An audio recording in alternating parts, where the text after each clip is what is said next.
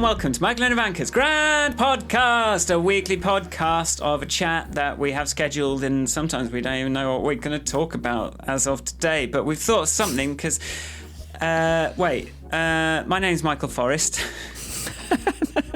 And I'm Ivanka Magic.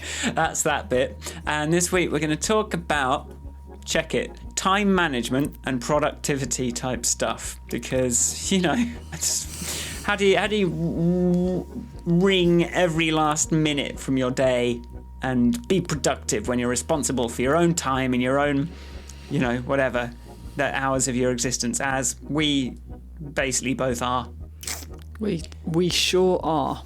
Are you going to talk about how that works when there's dogs and so on, and children? Dogs and children, and people that you work with remotely, and people that you work with right next to you, people that you work with right next to you who you're married to. I think that adds an extra dimension of sweariness. And I was asked what my favourite swear word was today on my stream, and so I referred the viewer to our podcast episode on the subject. Which is a particularly overindulgent. It was so overindulgent, that episode, that I think it sort of put me off swearing. Yeah, me too. It was like, oh, that's disgusting. I think we got it out of our system. We did. Okay, without any more, as one tutorial maker says, without further ado, let's start into the episode.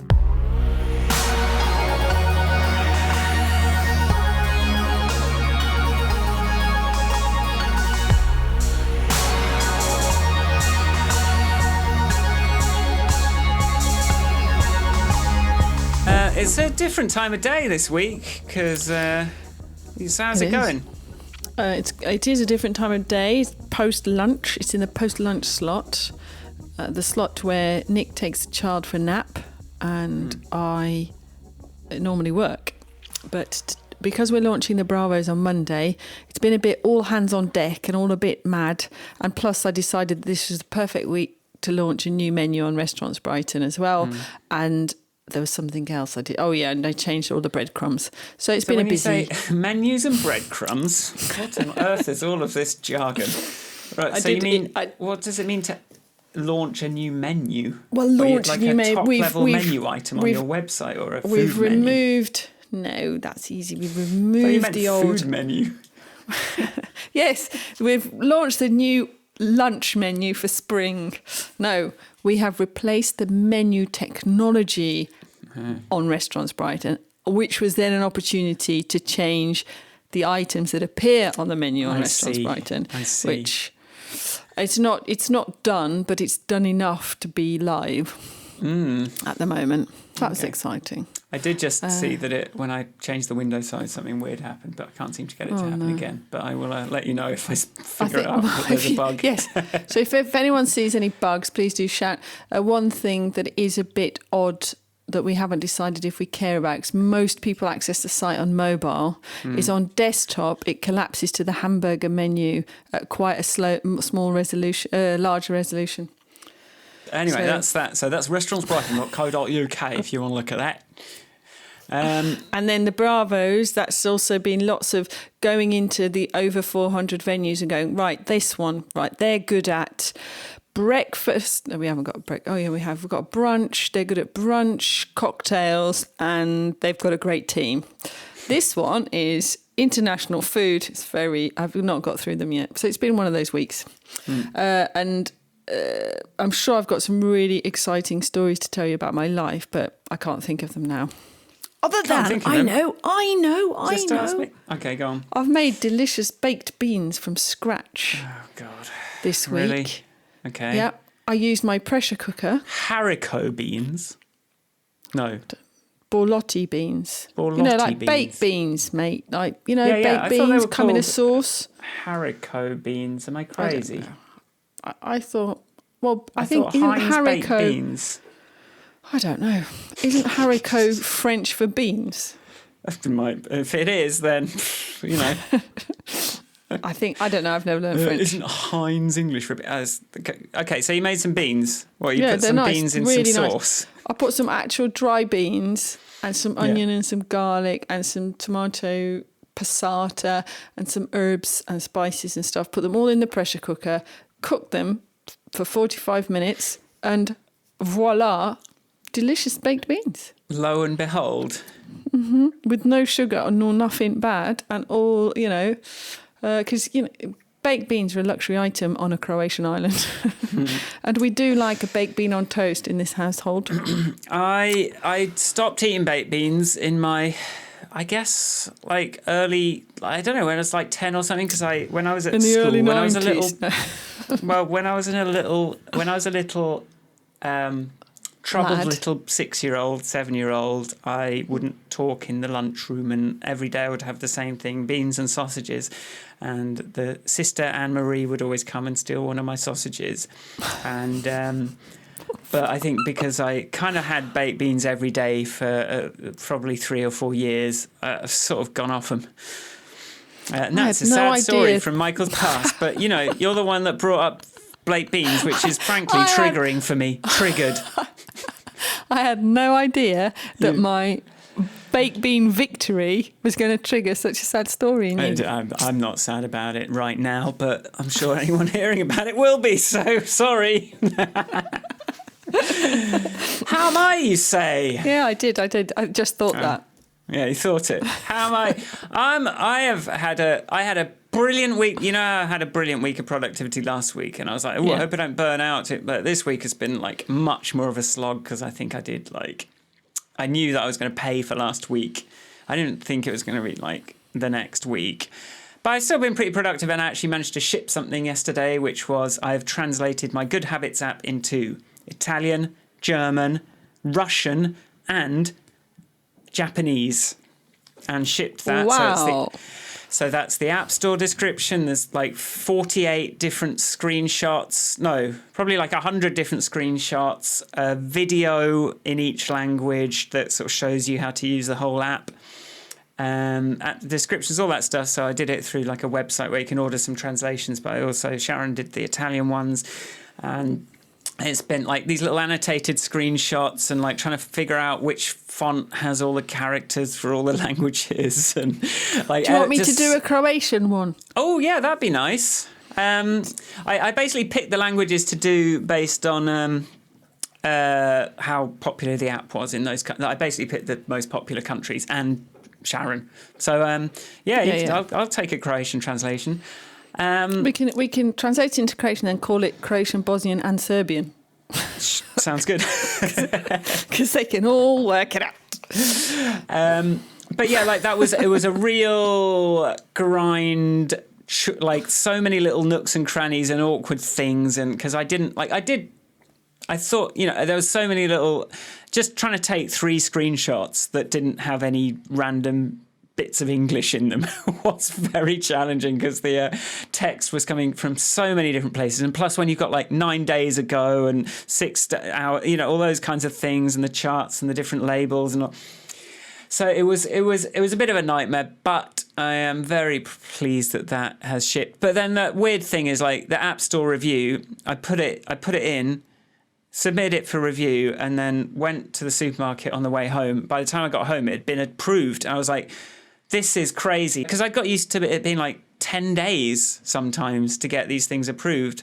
And it's been so long since I've shipped an app that I'd sort of forgotten that they've sped that up massively. And still in my heart, it's this like, oh God, and if I make any tiny mistake, it's going to be another week of waiting to be able to fix it. But actually, they've done that. So that's me. I have shipped an app, so you can get Good Habits from the App Store now for your iPhone. Can't believe that you didn't tell me that you'd shipped the app. I can see your old Good Habits app. What's your new Good Habits? It's the same Good Habit. Oh no, it's not the big new app. It's an old app that I've translated. So it's not the new app yet. Yeah. It's an old app that I thought, like, if I can translate this into a few languages, then I can probably incrementally improve my revenues. No, when it's the new app. I was all excited about your new app. No. It's not the new app. I'll still translate it, even if it's not your exciting new app. Well, thank you.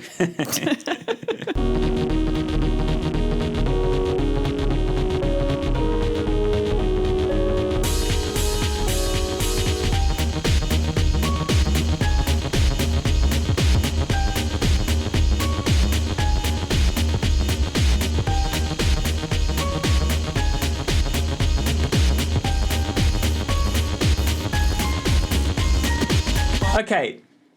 Yeah, time management. Like part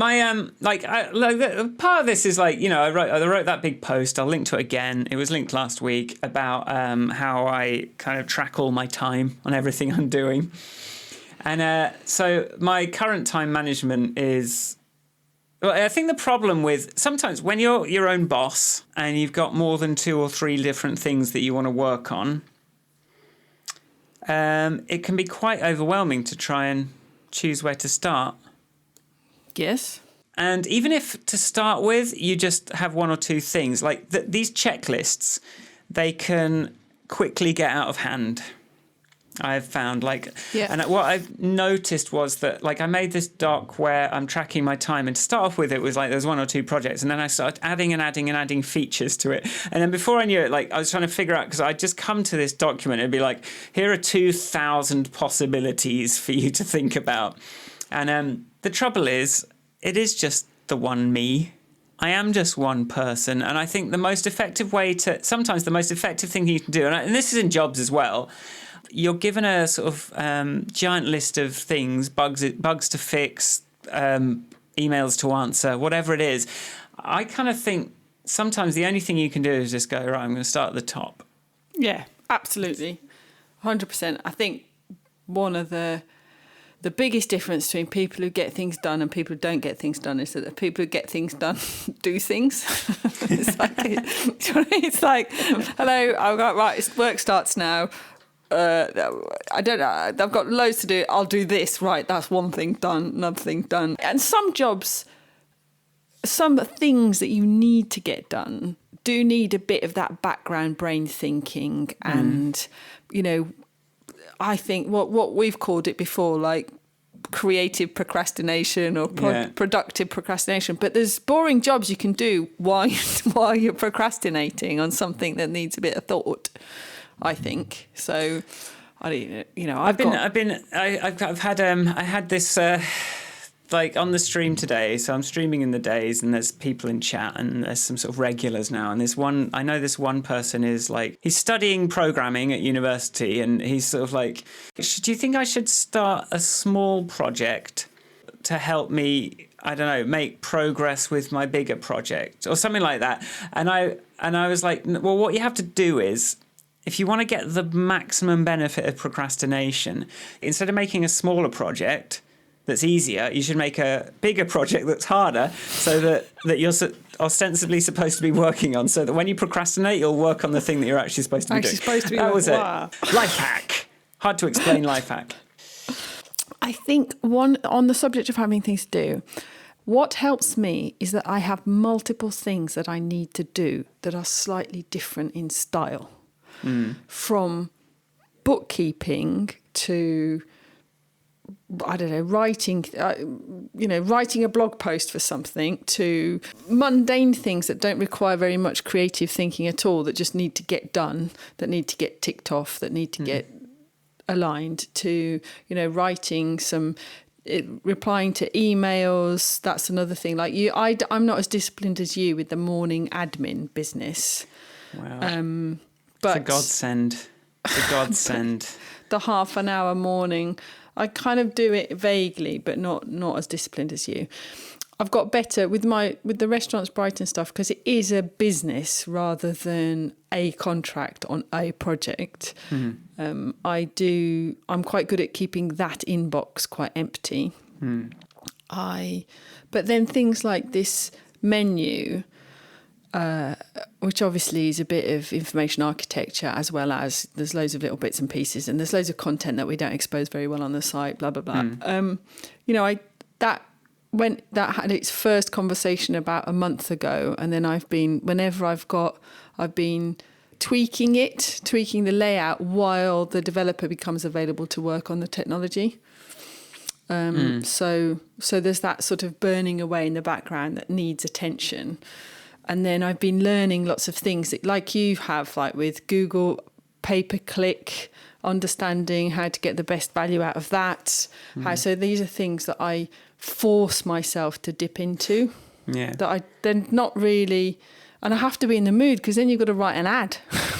And this is the bit that's kind of short-circuited me on the whole advertising thing. It's like, that's our thing. I've got to come up with some creative. I can't. That's not. No. Life's too short to be writing ad copy. Ugh.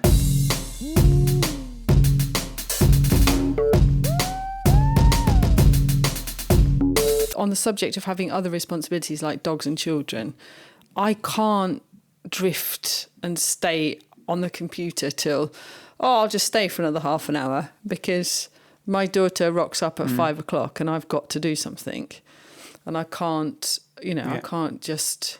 Well, though the CBeebies does let you print out things to colour in, I've discovered. I can work for about 45 minutes in the office. Oh, why don't you sit at that desk and you can do some work too? Which would you like to colour in today? That one.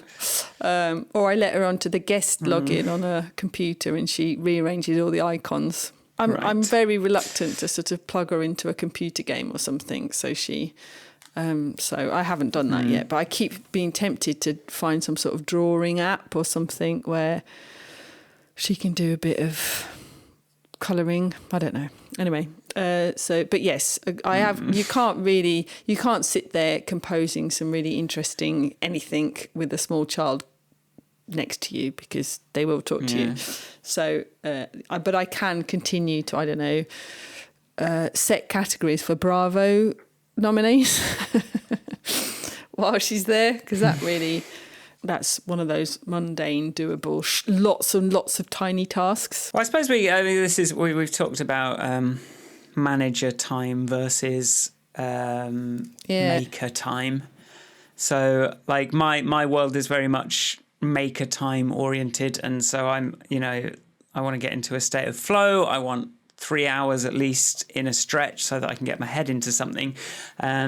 Context switching between that and talking to someone there's a bit of overhead to that for someone on maker time. So there's this we've talked about it before. I'll put a link in the thing if I can find it, but it's like why developers don't like people interrupting them or moving meetings or doing things like that is because we kind of need to have our blocks of 4 hours in order to really be productive. And if that keeps becoming unpredictable or getting interrupted or, moving about, then it's quite hard to sort of feel like you're getting anywhere. And it's fun. It's fun to be in that state. I think I was going to say like office. I have my protected space where no one can interrupt me.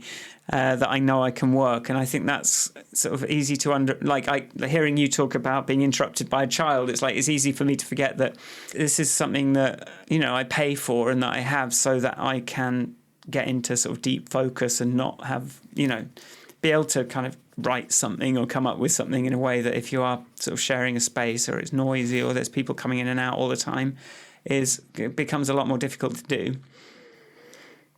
Yeah, I think working like we do at home, it took a while for Nick and I to get used to working in the same space. But I think we cracked that 3 or 4 years ago.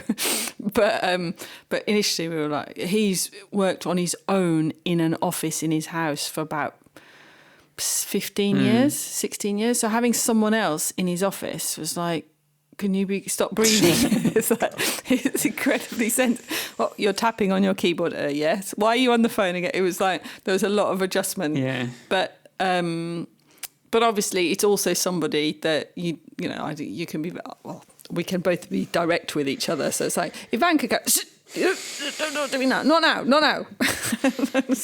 You don't have to do the sort of polite thing with a work colleague. Yeah. Certainly. What is it? Would you like to discuss? I think the thing that we still have that disciplined space. We have an office in the house, and that makes, when you're going to work, you're in the workroom. We don't hang out in there for any other reason. But this is. But yeah, so it's. No, and I have to say, I do prefer having a space that I can be a little bit interrupted sometimes to just kind of being completely walled off from anyone and like no one ever knocks on the door or anything. Like if you've got just a door between you and the world, it's like you're never going to see anyone. This way I've got like a little window and like I've got someone else, maybe another person soon, kind of like around to sort of just talk to. Because sometimes you just want to have a little chat. too much solitude I find a little bit oppressive, just as much as too many. Like when you work in an office with loads of, when there's a big office, open plan office, and you just realise that when you're trying to focus and you just, like my worst one is in an office, I hear someone talking about something that I know the answer to. And they're having a big conversation and sounding very confused and having a big, or they're doing something that I really think is the wrong way to go or something like that. And it just like, technically I'm working on something, but my brain is over there and like I can't. So the difference between that and like working from home or working somewhere else and just being able to just bloody work on what you're working on. It's that it's hard. You've got to find a right balance of sort of being aware of everything else that's going on and actually being able to focus on something. But I mean, we use Slack all day long for work because we work with all these other freelancers and our lovely apprentice. Mm-hmm. So Slack is the equivalent of that noise. But I don't really mind it. The thing that I'm slightly struggling with, struggling is a big word, on the subject of flow. We start work at 8:00 Croatian time, which is 7:00 British time. But our morning meetings, when we have them, are usually 9:30 to give everyone a chance to get going. So just as I've got full stride, I've got to stop for a meeting. And that, because it's 10:30. Yeah. And that bugs me. It's a pain. And then after that meeting, and we have to collect my daughter at 1:00 for lunch. And then we've got an hour lunch with her. And then, so that's but it's midday. My day's gone if I have that more. So, but I think what's changed for me in the last few years is because I've got these time restrictions, I've got much better. Instead of going, that's it, my day is ruined by this meeting, I can't possibly find my flow again. I was like, I've got no choice. I've got to make this next half an hour count because that's all I've got left. So I think that's changed a bit in terms of like personal discipline and not being a drama queen.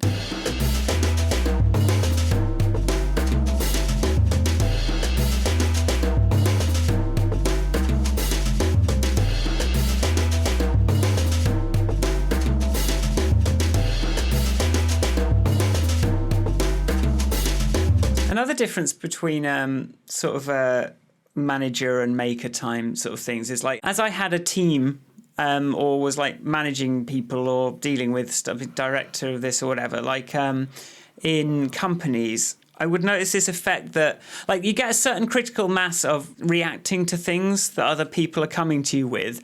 And then you get this weird thing where like you just start to that becomes your entire life, just waiting for, the next person comes and you focus on that. And you're sort of always in this reactive mode and realizing that and then sometimes it's when there's no one there, it like takes you a while to realize, oh, no, I've actually got work I need to be doing.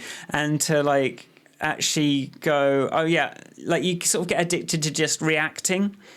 And then it's quite hard to remember that actually you've got your own backlog where you can make decisions about what you want to work on. And in a way that's similar to people's, it's like email. And there's some good advice I saw, which was there's this thing of someone else defining your task list, like randomly you get an email and you sort of want to answer that straight away.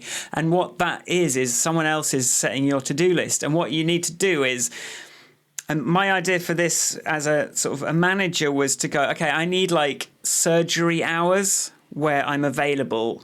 And then I've got like, which is, I don't know, like the afternoon or like before lunch or whatever. And then the surgery is closed between for like a 4-hour chunk so that I could just get my work done.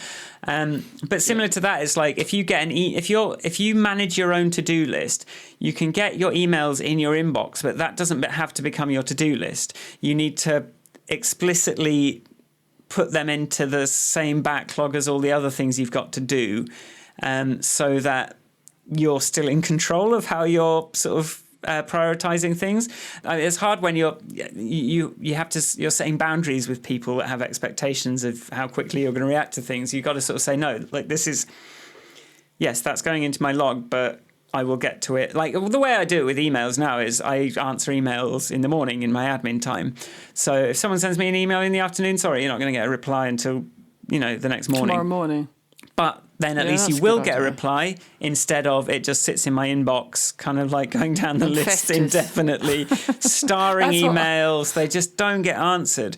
So now, No. yeah, That's a good tip. I've read those whole, set time when you're doing emails. But I definitely have that whole things just, if an email happens to come in when I am sitting at my computer, then I will most likely reply to it. Yeah. Otherwise, it's like it's just not I don't know. I can't stand them. so yeah, like I'm actually like enjoying it a lot more now that I'm in control of when I deal with them, and I was like Sharon sort of showed a bit of envy of my sort of empty inbox the other day. So I thought we could like have a little like how to get to inbox zero things I've learned, because I'm doing well at inbox zero at the moment. So it's just like where your email inbox is empty. Right, and in fact on the iOS app you get a nice little picture of a sunny, relaxed person when you clear your inbox. And there's some sort of tools you can use. Like I use to start off with, I used to snooze things. Like you can snooze emails these days, and you can say, right, I'm going to decide when I'm going to deal with this and snooze it until then, and then I will deal with it then. I've got much, much worse at doing that as the years have gone by. But yeah, now my thing is I synchronize my Gmail inbox with my document that has my task lists in, and then I explicitly import any undealt with emails into my task list and prioritize them there, empty my inbox again, so that now like I see that email in the morning in my task list instead of it just sort of sitting there going stale in my inbox and I never get to it. And that I'm finding actually means I'm actually dealing with emails, which I wasn't before. What about emails that you should be writing? What do you mean? Like, it's not a reply to anybody. It's like, so for example, there's a couple of people that I usually send a message to, like an old school letter, really, quarterly-ish, every few months. Hi, how you doing? This is what's going on with me. But I've missed the Christmas slot completely for 3 or 4 really important people, or people that are on my important list. Well, that's the advantage of my technique, is that I can have contact so-and-so in the same task list as reply to this email, and then I'm sort of prioritising that. So once I've sort of replied to the ones in my inbox, the next thing is write a letter, reach out to this person, and then it's sort of quite a natural way of... So because once you've written the first email, you're kind of into writing emails, I find. Yeah. It's like bang, bang, bang, send, bang, bang, bang, send. I'm the king of emails. But when I'm not like in that mood, I'm like, oh, God, I can't. I don't know. I don't know the answer to your question. I'm sorry, it's too hard. I haven't got time to look into that bug. And a lot of the time, because I was on top of my support emails for my apps for so long, but then at a certain point, I just lost it, and I just didn't care enough, and I stopped answering every email with a nice reply, and but now I'm kind of like, so I've got a few, but now I'm kind of back onto it. If I get an inbox, it comes in, blah blah blah, and then if it's all in the same list as well, like I had a really good experience today. I've got my big admin list, and at one point I made it automatically add all the little social media tasks that I need to do for each video that I release that I never get around to. So I just made a button that's add in, tweet this, mention someone, put some hashtags in, put it on Reddit, blah, blah, blah. And they're all just tiny little things that I hate doing because I'm putting myself out there and I'm going to get rejected. And then it feels like the video's too old and who cares anymore. But this morning I was like, I haven't got to them. I've listed all the stuff I need to sell. I've kind of like I've done all the bits. So I was down to this list of like all these each of these videos that I haven't tweeted yet or haven't done. And I tweeted out this one video that it's from like 4 months ago now. I put it on Reddit and I tweeted out, and then like this morning I've just had like that big YouTuber that kind of mentioned me. He sort of tweeted it out and said it was a really great new video from me, and I was like, okay, cool. Read it. I was like, you just saved me like 1 million hours just with that video. And I just wasn't going to do it. But the fact that it was in my thing and it was just the next thing, and I was like, am I going to not do this? Am I really going to delete this? Or how much effort is it really? I just did it, and it just paid off so much. And so, yeah, like, I was like, I've got 5 more minutes of admin to do today. Am I really going to snooze this thing? What can I do with No, that? I'll just do it. I'll go onto Reddit and I'll write something nice. Yeah. Well, this week we wrote the newsletter we send out to the venues ahead of the Bravos in Brighton, and because a lot of these, mostly the people that it's aimed at everybody, so the smallest little cafe can participate. And so we wrote the tips on how to win the Bravos, and it's like, the first thing you have to do is actually just every day do something. Ask one customer to vote for you. Mention it to one person, and everybody talks about not having time. And it's not. There's this sort of reluctance that makes it very difficult to sort of go, oh, but what shall I, or how shall I? I did this. So it's but the activity thing, the doing it, is really important. All we are is a collection of habits, really. Like, all we really are is the things we do all the time. Like, we think we're the things that we sometimes do, but really we're just the things we do all the time.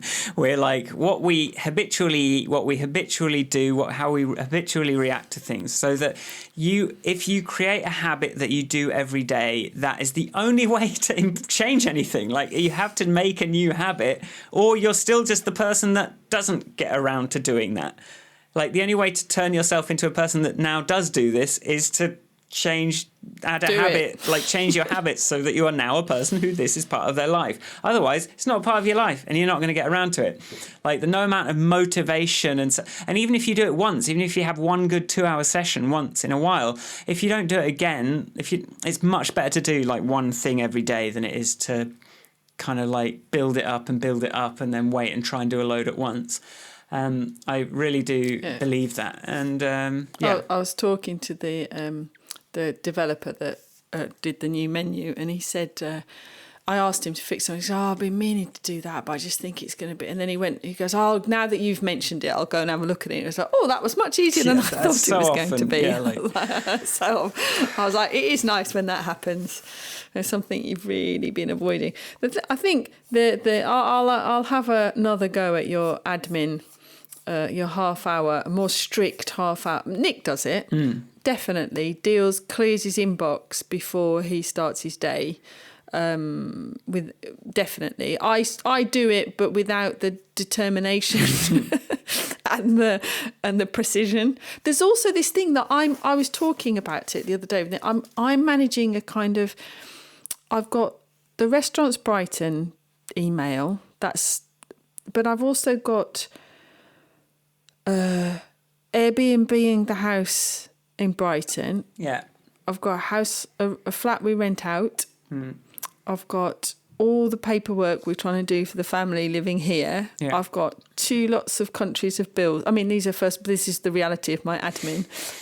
I've got, there's just, our finances, moving money around, working about, there's just all this other stuff that then I just don't know. And a lot of it is, like your tenant phone up and they had a blocked drain. And then I have to drop everything and deal with that. So it's a bit that. So I just treat it all as one big lump. Here's what I'm sort of hearing is like, here's the thing that has really like changed my life is admin always used to be nothing but a time suck. It just always felt like it was only ever taking away from what I actually wanted to do. The listing and tracking of how long each admin task took into a list completely changed my perception of it, because now I've got a half-hour timer. I have my list. I press start on my list, and now if that takes 2 minutes, wicked. If I do 10 tasks that take 1 minute each, I can see that, cool, 10 minutes. I can see it all the work I've done. I can see how it all adds up, and then. It also helps mitigate that thing of sometimes one little admin task ends up taking 3 weeks. Like, and it's sort of, and then that can just be a real kind of demotivator as well. But if you can just go, okay, I did a bit towards that. Tomorrow, I'll do another bit towards that. If there's no emails or anything coming in the meantime, I'll keep getting to it and I will chip away at it. And I did, like, with this habits translation, it did start as an admin task, but after a certain point, I was like, it's not disappearing in that half-hour admin. But so I just promoted it to a real project and, like, spent some proper time on it, and then I eventually managed to get through it. But most of the time, like, maybe it takes 2 sessions, but it never feels like it's stealing time from me or having that, you know, it doesn't have that same oppressive psychological effect now that it can't get out of its box of the time I've had allocated to it. Yeah, I think... And I know that doesn't help with emergencies and phone calls and things like that. Truthfully, I feel very productive at the moment. Like, I feel like I get a lot done in the time, and I use my time well. But I think that what you started it off. But you know, when you were at the beginning, when you said trying to eke out as much sort of value out of your time as possible, it's that sort of like. It's not that I want to live.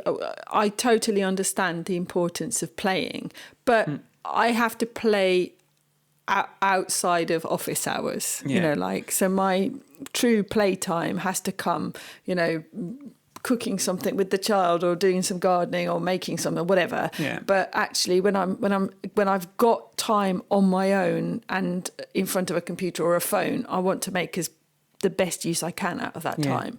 And there's some things that if I could get, like you were saying about the tweeting of your videos or the translating your app to get a little bit, there's some tasks that have the potential, aren't necessarily very big, but have the potential to take the pressure off something else. Yeah. If they pay off. Like you're translating your habits app. Well, it's not even that, like selling my music gear. Like, I've just been putting that off. Like, I've had all these things that were maybe like 100, maybe 150, some of them, but like didn't feel like enough to, like, I don't know how to go to the post office. I don't know. I just don't know what to do. Like, I haven't solved. But then once I just put them in a list and started listing them, and suddenly I've sold, like, you know, 1,200 quid's, 1,500 quid's worth of music gear. And it adds up. And that's the thing about these admin things, about these tiny tasks, is when they're just ad hoc and a sea of, it just doesn't feel worth doing. But when you see how it accumulates, that's kind of the nature of admin, I think. That's the nature of those little things. You sort of want to see what they look like all together in either a half-hour chunk, or I have managed to, over a few weeks, list all of these things and actually sell them. And I have a time in the morning where I put it in it, clean this thing off with some rubbing alcohol and find an envelope that's the right size and print out the slip and, like, weigh it and, like, find the accessory for it that I don't know what box it's in, like, all that kind of thing that just, like, it's like, okay, that process is, if it takes a long time, I'll continue it tomorrow and it's, like, out of the way. And actually, like, I had a weird thing yesterday where I did 2 things that were supposed to be in my admin time just in the afternoon.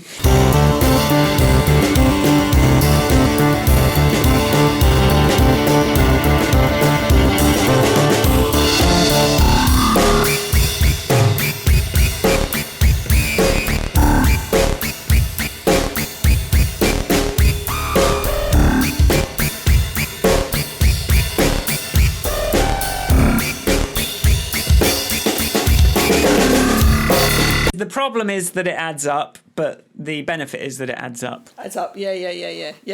I was doing that yesterday. I was trying to upload, because our internet here is not very good, and I was uploading tiny videos. But I was on Nick's machine, not mine. And if I was on my machine, I'd set it to upload and do something. Yeah. Because there are tasks that take 2 minutes as well, like, I don't know, whatever.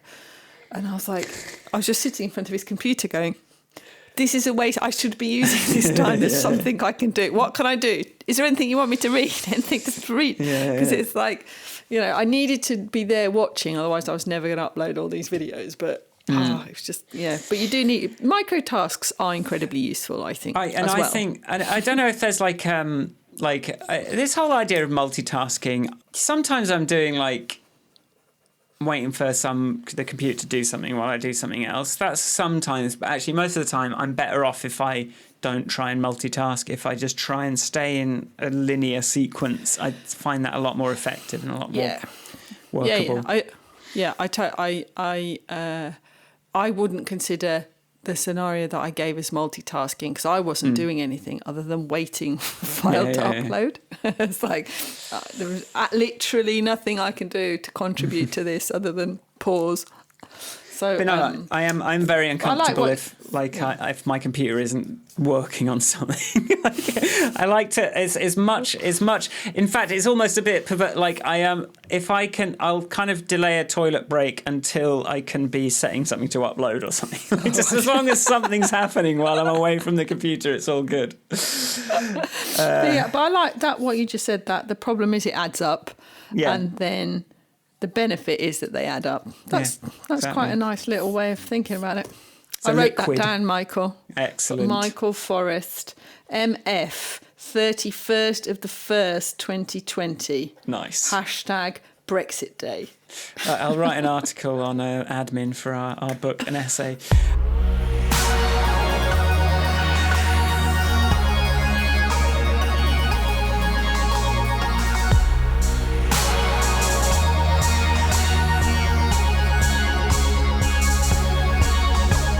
All right, that's it. Thanks for listening. If you like the podcast, go to grandpodcast.com and subscribe there if you haven't already. Subscribe your friends. Where can people find you? People can find me at Ivanka on Twitter. You can find me, I'm going to say, twitch.tv/Michael Forrest, streaming away. Or michaelforrestmusic.com. If, like me, you've never heard of Twitch, then don't worry about it too much. But if you do check it out, you can give, and you're an Amazon Prime customer, you can give Michael some free money. This is true. And Amazon, I keep... And that's on I'm going to add you now to my little to-do list. Twitch, Michael. I'm up to $10 a month now. That's good, isn't it? That's pretty good. If you, I mean, I don't know if I've mentioned, like last week I didn't mention any books, this week we didn't mention any books, but if you go to our grandpodcast.com/library and if you click on any books from there, or if you look at any other episodes and there's a book that you are interested in, if you click on that Amazon link, we get a cut if you buy anything on Amazon. So, obviously, inequality, apocalypse, but... Again, it's like a way that we can actually kind of like pay for some of this time. Anything else? If you would be so kind as to write us a review or a rating type thing, or tell your friends, that would be very much appreciated. It makes us feel nice, but it also feeds the algorithm. Feed the algorithm. Or you can email us or things like that. Where? You can email us, Michael and Ivanka, at hello@grandpodcast.com. There you go. All right, thanks for listening. Well, let us know if you know, it's a bit of a random one, but I thought it was, it's on my mind. I enjoyed it. So, see you next week. Bye. Bye. Bye, bye, bye.